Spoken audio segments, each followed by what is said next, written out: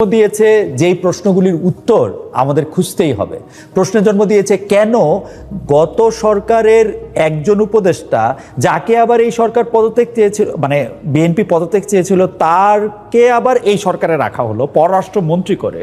জবাব দিতে হবে কেন একটা আনসেরিমনিয়াস ওয়েতে বাংলাদেশ ব্যাংকের গভর্নরকে বিদায় করা হলো, কেন মন্ত্রীরা এইরকমভাবে নানা রকম ধরনের কথা বলতেছেন।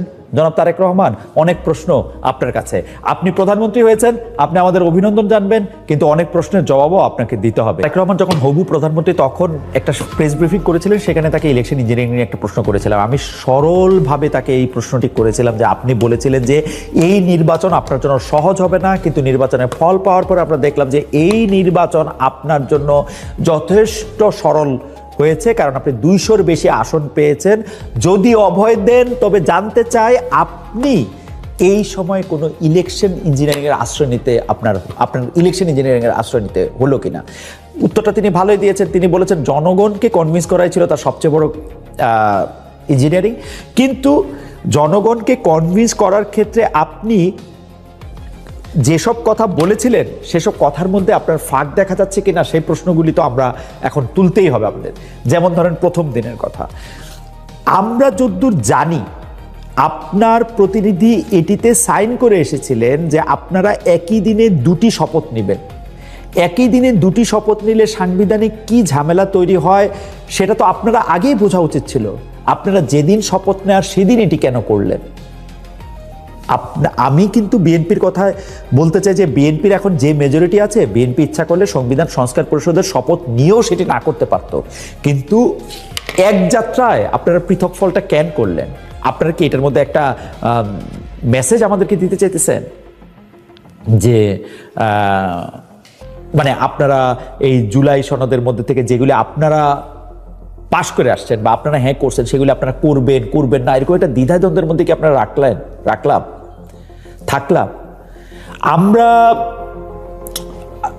মানে ইলেকশন ইঞ্জিনিয়ারিং নিয়ে আপনার অবস্থানটা আমরা পরিষ্কার বুঝলাম। আপনার জনগণকে নিজেদের পক্ষে আনা এবং তাদের কনভিন্স করার ক্ষেত্রে ছিল আপনার জন্য ইঞ্জিনিয়ারিং। কিন্তু জনগণকে আপনি যখন কনভিন্স করতে চেয়েছেন, যখন আপনি কনভিন্স করেছেন, তখন কিন্তু আপনি এই কথা বলেছেন যে কি গণভোটে হ্যাঁ দিতে বলছেন না?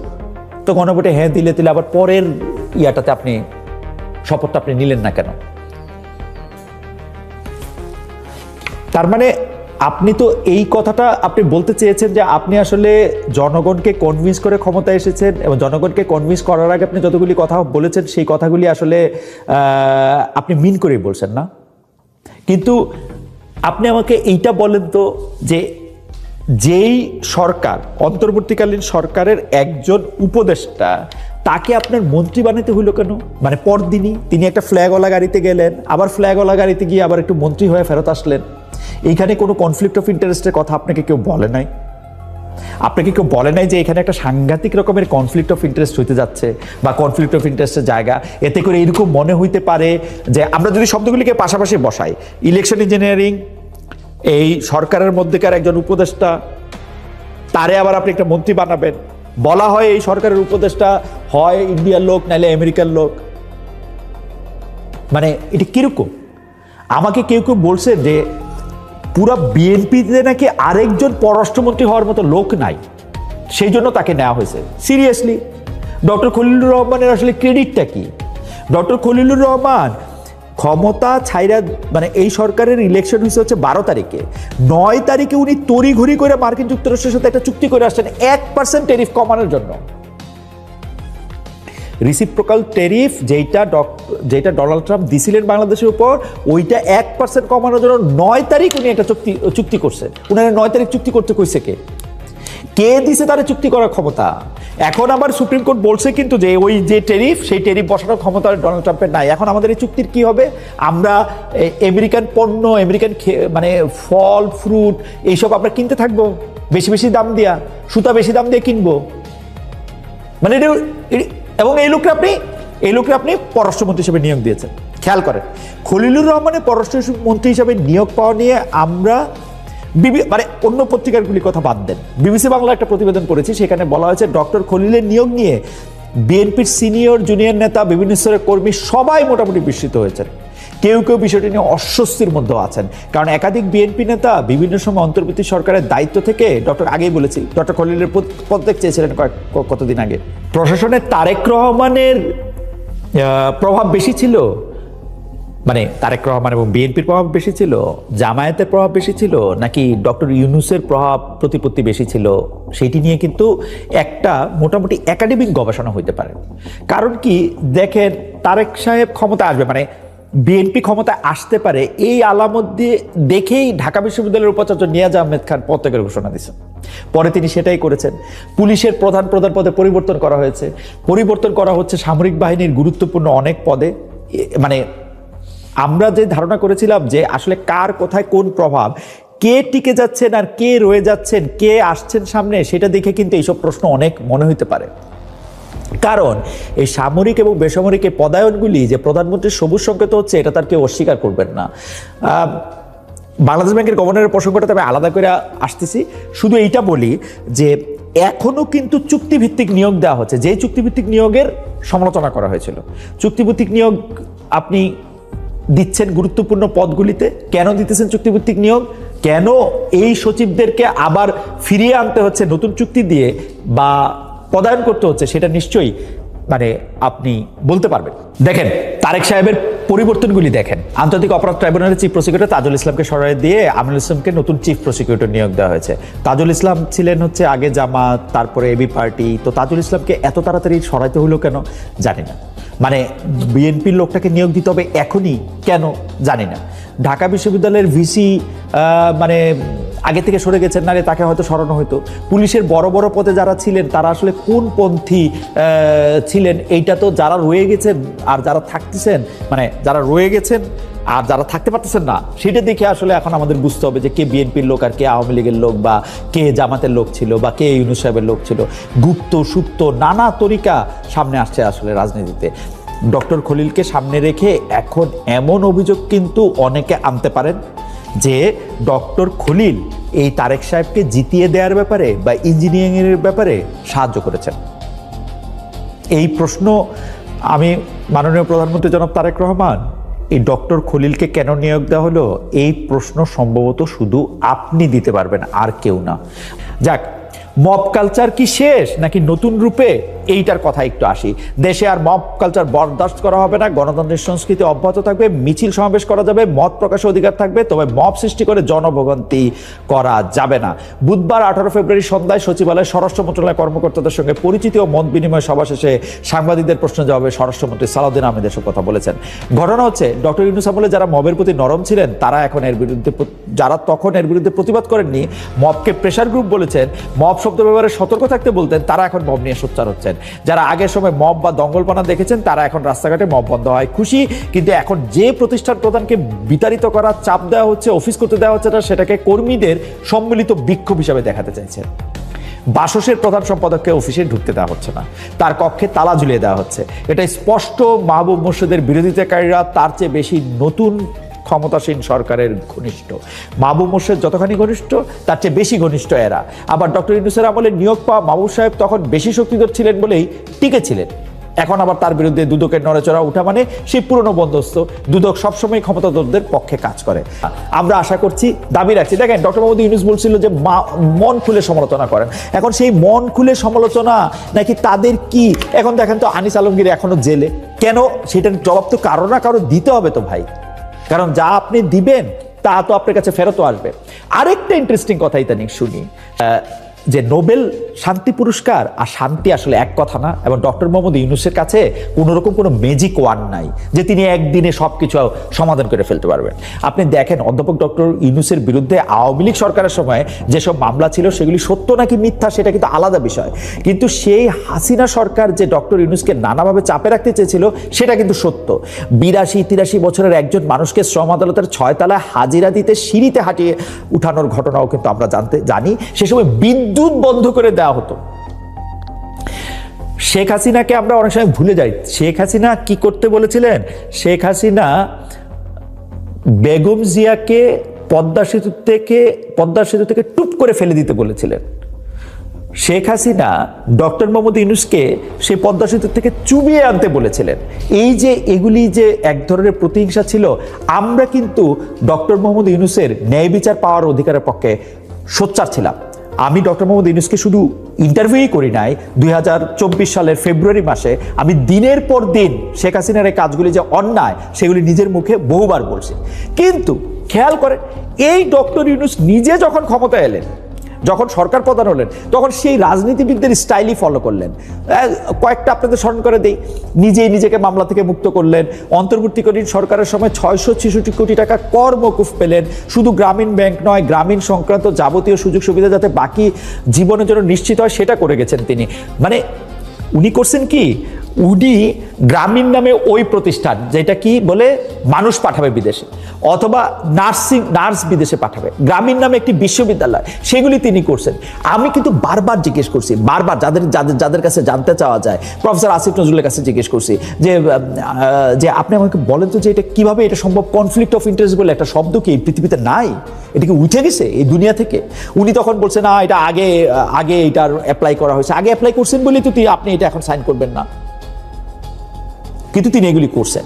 এগুলি সমালোচনা কিন্তু আমি ক্ষমতা থাকতেই অনেকবার করেছি। উচিত কথার মধ্যে অন্তত 10টা এপিসোডে আমি এটা বলেছি। আমাদের টকশোতে, যেটা ঠিকানায় খালেদ মহিউদ্দিন, যখনই তাদের কোনো লোক এসেছেন, তাদের সরকারের কোনো প্রতিনিধি এসেছেন, তাদের সাথে কথা বলতে শুরু করেছি। মানে আবারও একটু স্মরণ করে দিই, ডক্টর ইউনূসের ক্ষমতা গ্রহণের শুরু থেকেই বলতে চেয়েছি শান্তির নোবেল পাওয়া আর কোনো দেশের শান্তি স্থাপন আসলে এক জিনিস না। সেই জায়গা থেকে বলেছি শান্তির নোবেল পাওয়া মানে কোনো আলাদিনের চেরা খাতে পাওয়া নয়, যার মাধ্যমে বাংলাদেশকে রাতারাতি বদলে ফেলতে পারেন ডক্টর ইউনূস। আমি এটা বলেছি বটে, কিন্তু আমার না একটা আশা ছিল কিন্তু এরকম যে ডক্টর মোহাম্মদ ইউনূস হয়তো চেষ্টাটা করবেন, কিন্তু ডক্টর মোহাম্মদ ইউনূস আসলে চেষ্টাটা করেন নাই। ডক্টর মোহাম্মদ ইউনূস চেষ্টাটা করেন নাই নানা রকম ভাবে, মানে তিনি এই চেষ্টাটা থেকে আসলে তিনি দূরে থেকেছেন। কোনো সময় এইটার জন্য বলছে হচ্ছে কি, দোষটা দিয়েছেন হচ্ছে আমলাতন্ত্রের উপর। আমলারা নাকি কথা শোনে না, আমলারা কাজ করতে দেয় না। আমলারা কথা শুনবে কেমনি? আমলারা কথা শুনবেটা কিভাবে? আমলাদেরকে আপনি বলে দিলেন যে ওই যে গণভোটের প্রসঙ্গে মনে আছে, আমি খালি একটা বড় করে উদাহরণ দিই যে গণভোটের পক্ষে গিয়ে আপনারা প্রচারণা চালান। কয়েকদিন পরে আমরা আবার দেখলাম যে এটার নাম কি, নির্বাচন কমিশন থেকে বলা হচ্ছে যে গণভোটের পক্ষে কোনো সরকারি কর্মচারীরা প্রচারণা চালাতে পারবেন না। পুরোনো কথা ফিরে আসি, যে এই শান্তির নোবেল নিয়ে আরেকটু বলি। শান্তির নোবেল কিন্তু মার্কিন কূটনীতিবিদ হেনরি কিসিঞ্জারও পেয়েছেন, যাকে মুক্তিযুদ্ধ বিরোধী হিসেবে, 71-এ পাকিস্তানের গণহত্যার সমর্থক হিসেবে বাংলাদেশে অনেকে কসাই বলে থাকেন। কিসিঞ্জারি শব্দটি বাংলার অভিধানে থাকুক না থাকুক, এটা বাংলাদেশের লোকমুখে ধূর্ততার প্রতিশব্দ হিসেবে ব্যবহৃত হয়ে থাকে। সবশেষে 2025 সালে নোবেলের শান্তি পুরস্কার পেয়েছেন ভেনেজুয়েলার মারিয়া করিনা মাচাদো। তিনি ছিলেন তখনকার সরকার বিরোধী রাজনীতিক। মাচাদো ছিলেন সরকার বিরোধী রাজনীতিবিদ এবং অবভিয়াসলি আমেরিকার ঘনিষ্ঠদের একজন।